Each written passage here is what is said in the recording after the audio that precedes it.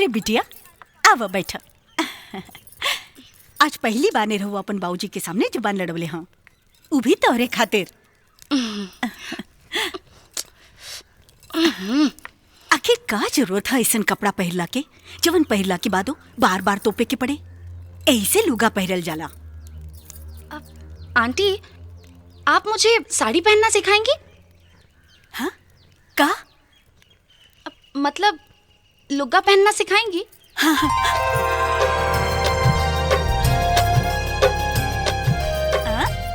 अब हमारा असली पता हो लगलू।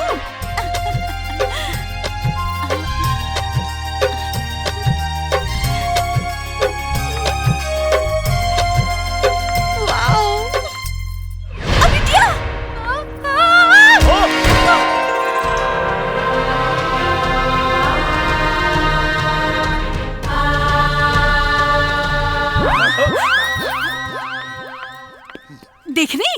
अरे हम का देखी? रोज रोज एक नया नौटंकी देख के हम तंग आ गइल बानी। हमरा ऊ मतलब नहीं खे। दुल्हन साड़ी में कैसन लागतिया? अरे तो हमरा से का पूछा तारू? पूछा अपन लाडला से। साला से नीमन दिखावता। हाँ, नाके पे गुस्सा रहला। चला। साड़ी में तो ऐसा लागता रुकी। ओहो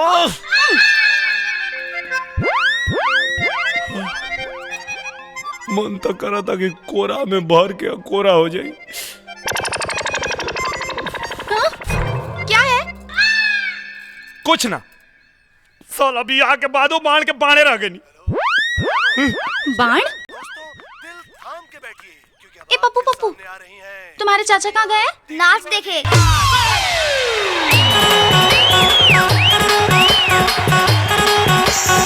नमस्कार, का समाचार बा?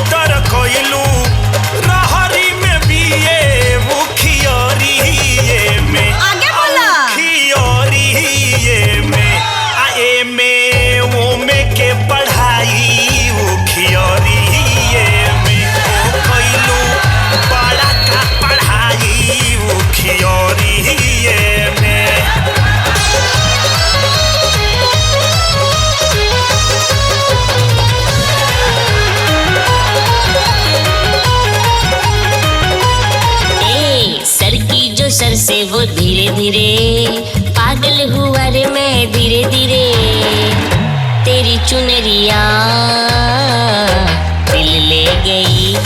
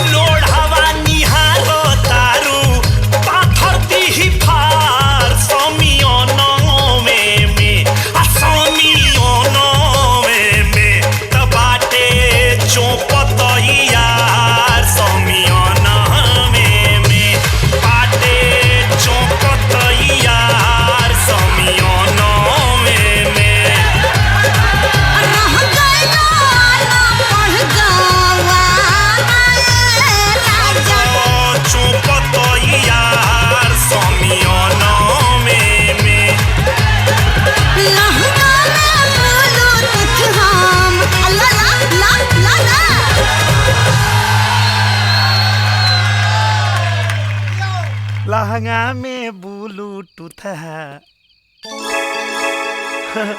अरे इतना रात हो गई अभी ले सुतलू ना तू? मेरी छोड़ो, इतनी देर तक कहाँ थे तुम? नाच देखे गई रही, बड़ी जोरदार नाच रहे। अच्छा, नाच जोरदार था या नाचने वाली? बड़ी कटीली नचनिया रहे, ऐसा हिला हिला के नाचत रहे नु कि करेजा में से धुआं धुआं निकाल देलस। मन तो करत रहे कि ओके ध के करेजा से साट ली। अच्छा, तो उसी से सटे रहते ना, यहाँ घर क्यों आए हो?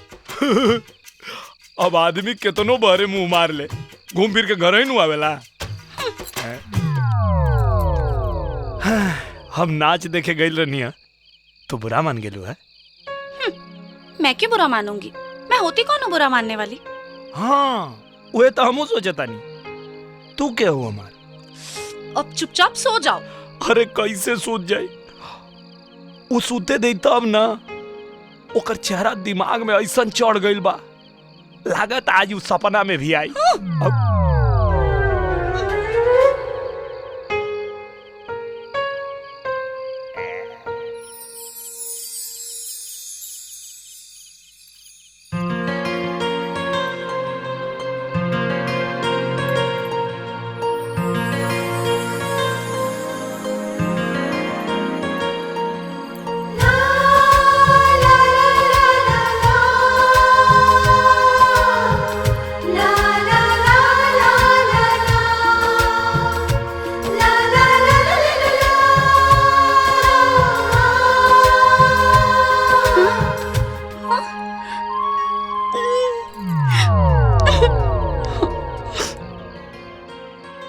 तो के पकड़ के सोते के बाद सोता, हमके कोनो एतराज नहीं के।